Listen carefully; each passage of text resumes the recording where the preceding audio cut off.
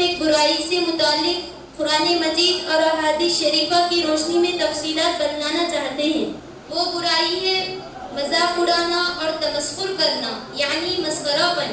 دین اسلام سوکھا مذہب نہیں ہے، بلکہ دین اسلام میں بہت سی ایسی باتوں کی اجازت دی گئی ہے جس سے آدمی کو خوشی ملے۔ اس کی مثال یہ ہے کہ اسلام میں مذاق کرنے کی پوری اجازت ہے۔ مذاق کرنے کو مذاق بھی کہتے ہیں، اور یہ جان کر تعجب بھی ہوگا کہ ہمارے نبی حضرت محمد مصطفیٰ صلی اللہ علیہ وسلم نے بھی مزاح کیا ہے، یعنی مذاق کیا ہے۔ اس لیے مذاق کرنے سے خوشی اور مسکراہٹ کا ماحول پیدا ہوتا ہے۔ مذاق کرنے سے متعلق کہ حضرت محمد مصطفیٰ صلی اللہ علیہ وسلم وہ واقعات بیان کرتے ہیں جن واقعات سے اس بات کا اندازہ ہوگا کہ مذاق کس طرح کیا جاتا ہے۔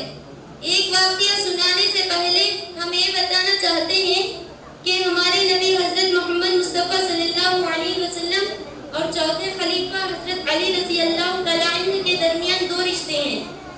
پہلا رشتہ تو یہ ہے کہ حضرت علی رضی اللہ تعالیٰ عنہ ہمارے نبی صلی اللہ علیہ وسلم کے چچا زاد بھائی ہے۔ دوسرا رشتہ یہ ہے کہ حضرت علی رضی اللہ تعالیٰ عنہ ہمارے نبی صلی اللہ علیہ وسلم کے داماد ہے۔ ایک مرتبہ ہمارے نبی صلی اللہ علیہ وسلم اور حضرت علی رضی اللہ تعالیٰ عنہ کھجور کھا رہے تھے۔ ہمارے نبی صلی اللہ علیہ وسلم کھجور کھا کر اس کی گٹلیاں حضرت علی رضی اللہ تعالیٰ عنہ کے سامنے ڈال رہے تھے، اور حضرت علی رضی اللہ تعالیٰ عنہ اپنے کھجور کی گٹلیاں اپنے ہی سامنے ڈال رہے تھے۔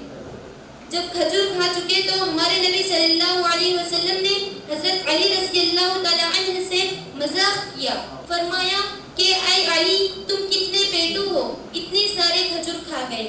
اس لیے کہ کھجور کی ڈھیر ساری گٹلیاں حضرت علی رضی اللہ تعالیٰ عنہ کے سامنے پڑی ہوئی تھی۔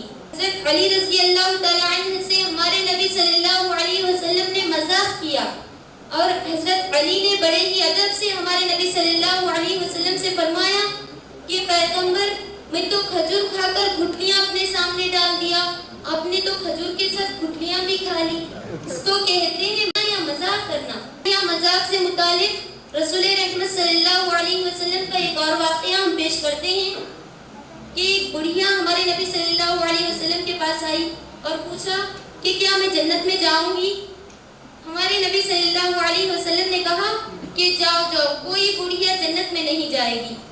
وہ بڑھیا زور زور سے رونے لگی۔ ہمارے نبی صلی اللہ علیہ وسلم نے پوچھا کہ تم کیوں رو رہی ہو؟ اس بڑھیا نے کہا کہ آپ نے مجھ سے کہا کہ کوئی بڑھیا جنت میں نہیں جائے گی، اس لیے میں اسی فکر میں رو رہی ہوں۔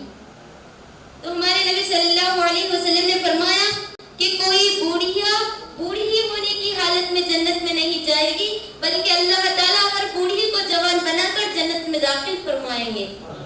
سامعین محترم، کسی سے مذاق کرنا بھی سنت ہے، جبکہ وہ حد میں۔ ہر چیز کی ایک لمٹ ہوتی ہے، اسی طرح مذاق کرنے کی بھی ایک لمٹ ہوتی ہے۔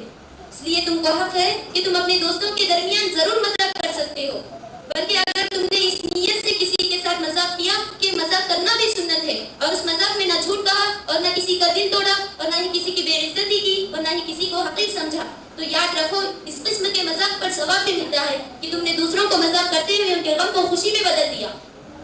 بعض اوقات تمہارے دوستوں، تمہارے رشتہ داروں میں سے کوئی رنجیدہ ہوتا ہے، کسی غم کی وجہ سے آزردہ رہتا ہے، ایسی صورت میں تم ان سے مذاق کر سکتے ہو اور حد میں رہ کر ان سے مذاق کر سکتے ہو تاکہ ان کا رنج اور غم ہلکا ہو۔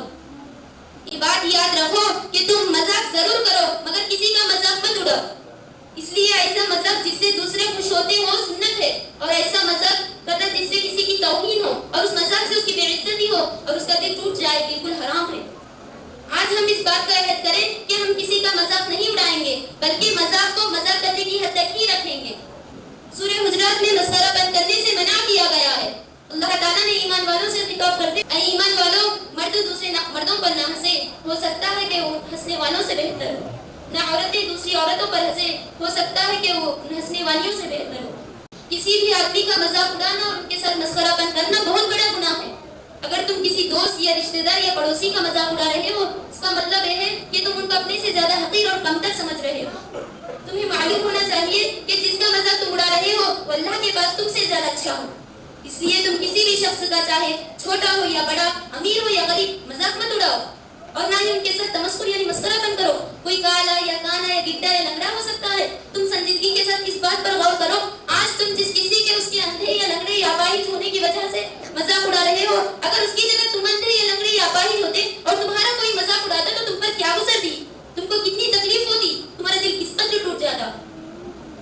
اسی لیے اس قسم کی حرکت جب بھی کوئی کرے تو پہلے یہ سوچے اگر میرے ساتھ ایسا کوئی کرے گا تو میرا دل کس قدر ٹوٹے گا. آج اس بات کا عہد کر لیں کہ تم نہ کسی کا مذاق اڑائیں گے اور نہ ہی کسی کے ساتھ مسخرہ بن کریں گے. ہاں, اپنے دوستوں کے ساتھ سنجیدہ انداز میں مذاق کرو اور یہ بات یاد رکھو, مذاق کرنے کا مقصد سامنے والے کو خوش کرنا اور خوش رکھنا ہے, تکلیف دینا یا اس کو آسودہ کرنا نہیں ہے. اس لیے مذاق کرو, اس کی اسلام میں اجازت ہے.